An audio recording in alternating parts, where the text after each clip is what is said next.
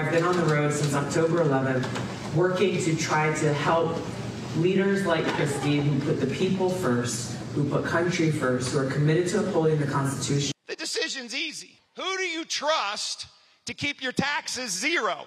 The governor. Who do you trust to make sure that as parents you will have an unfettered role at the head of the table in your child's education? The governor. Well, with less than a week to the midterms, former Democrat Tulsi Gabbard and Virginia's Governor Glenn Youngkin giving South Dakota's Governor Kristi Noem a prominent boost on the campaign trail. This despite the latest poll from Emerson College showing her more than 20 points ahead of her Democratic opponent with less than a week to Election Day. South Dakota's Governor Kristi Noem joins us now. Good morning to you, Governor.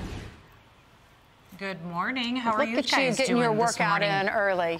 You look so cute. Yes.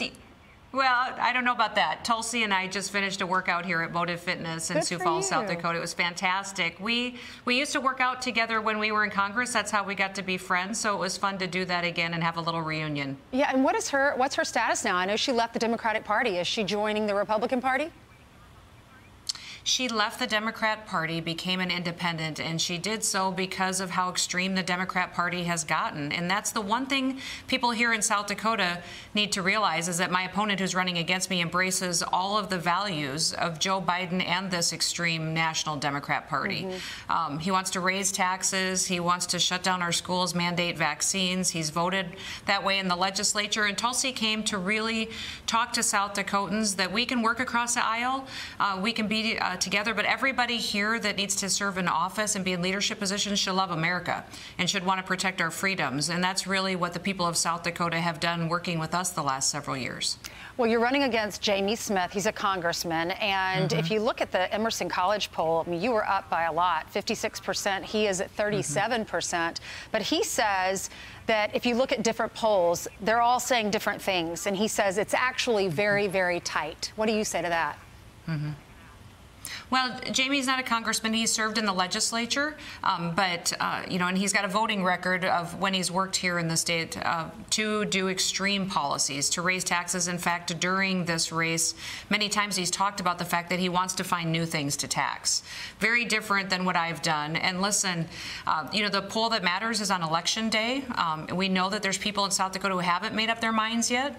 We know that we need to keep talking to them about the wonderful things that are happening here. We're leading the country in our economy. Our kids are leading the nation in educational outcomes because they were in their classrooms. Parents have control over their children's education. We've banned critical race theory from being taught to our kids. You know, we have Ainsley, less than 700 people in the whole state on unemployment here. Everybody gets up and goes to work. Our incomes are going up faster than everywhere else. We're really doing very well, and we're fighting off Joe Biden and extreme policies from the federal government.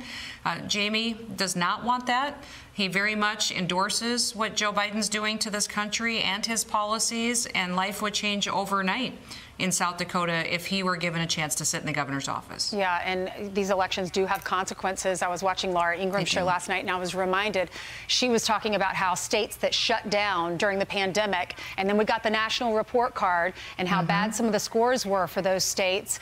And she said, don't forget, because if we have another pandemic, God forbid, then these governors, if you elect them, they could shut down the states again, and you're promising your constituents that will not happen. Yeah, we want our voters to be educated, to recognize that I have done exactly what I promised to do the last 4 years.